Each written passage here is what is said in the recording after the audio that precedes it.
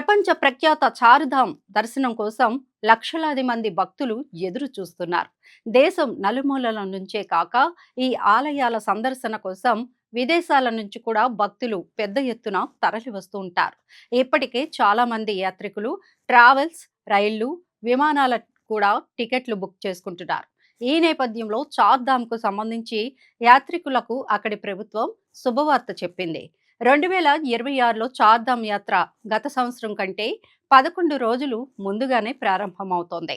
ఈ యాత్ర ఏప్రిల్ 19న అక్షయ తృతీయ పవిత్ర పండుగ రోజున గంగోత్రి, యమునోత్రి పుణ్యక్షేత్రాల తలుపులు తెరవడంతో ప్రారంభమవుతోంది. గత సంవత్సరం అంటే 2025 చార్ధామ్ యాత్ర ఏప్రిల్ 30న ప్రారంభమైంది. కానీ ఈ సంవత్సరం తేదీల శుభయాదృచ్ఛికం కారణంగా ఏప్రిల్ 19ని యాత్ర సందర్శన ప్రారంభిస్తున్నారు.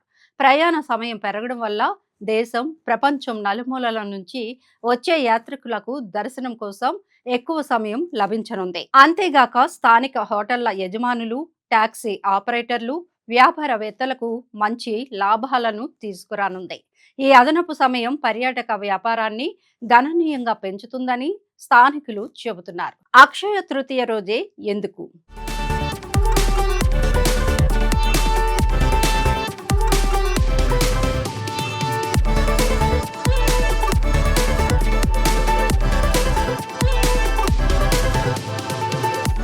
చార్ధామ్ యాత్ర ప్రారంభానికి అక్షయ తృతీయ ఒక ప్రత్యేక రోజుగా పరిగణించబడుతోంది. హిందూ పంచాంగం ప్రకారం అక్షయ తృతీయ వైశాఖ మాసంలోని ప్రకాశవంతమైన పక్షంలో 3వ రోజున వస్తుంది. అక్షయం అంటే ఎప్పటికీ క్షీణించనిది అని అర్థం. గ్రంథాల ప్రకారం ఈ రోజున చేసే దాన ధర్మాలు, జపాలు, పుణ్యకార్యాలు శాశ్వత ఫలాలను ఇస్తాయి. ఈరోజు సత్యయుగం, త్రేతాయుగాల ప్రారంభంగా పరిగణించబడుతోంది. ఈరోజు బద్రీనాథ్ ధామ్, గంగోత్రి, యమునోత్రి ద్వారాలు తెరవడానికి అత్యంత పవిత్రమైనదిగా పరిగణిస్తారు. ఎందుకంటే ఇది కొత్త ప్రారంభాలు, శ్రేయస్సును సూచిస్తోంది. 2025 తీర్థయాత్ర అనేక ప్రతికూల పరిస్థితులు చోటు చేసుకున్నాయి.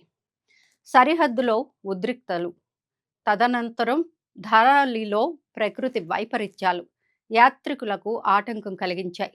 భద్రత కారణాల దృష్ట్యా పరిపాలన అనేకసార్లు తీర్థయాత్రను నిలిపివేయవలసి వచ్చింది. ఈ అనుభవాల దృష్ట్యా ఈసారి పరిపాలనా యంత్రాంగం ఇప్పటికే అన్ని విధాల అప్రమత్తంగా ఉంది. సన్నాహాలు ముమ్మరంగా, వాటిపై నిషేధం, చార్ధామ్ యాత్రికులకు ఎలాంటి అసౌకర్యం కలగకుండా ప్రభుత్వం అన్ని చర్యలు తీసుకుంటోంది. తీర్థయాత్రకు సంబంధించిన ప్రాథమిక సన్నాహాల సమీక్షను పూర్తి చేశారు. రోడ్డు మరమ్మతులు, తాగునీటి ఏర్పాట్లు, యాత్రికుల నమోదు కోసం ఒక బ్లూ ప్రింట్ సిద్ధం చేస్తున్నారు. భారీ సంఖ్యలో వచ్చే భక్తులకు తగినట్లుగా ఏర్పాట్లు చేస్తున్నారు. ఇప్పటికే ప్రభుత్వం కీలక నిర్ణయం తీసుకుంది. చార్ధామ్ ఆలయాల్లో మొబైల్ ఫోన్లను నిషేధిస్తున్న ప్రభుత్వం ఇప్పటికే ఈ నిర్ణయాన్ని కూడా తీసుకుంది. చూశారు కదండి, ఇలాంటి మంచి మంచి విషయాలతో మీ ముందుకు వస్తూ ఉంటాం. చూస్తూనే ఉండండి ఆంధ్రప్రభ భక్తి.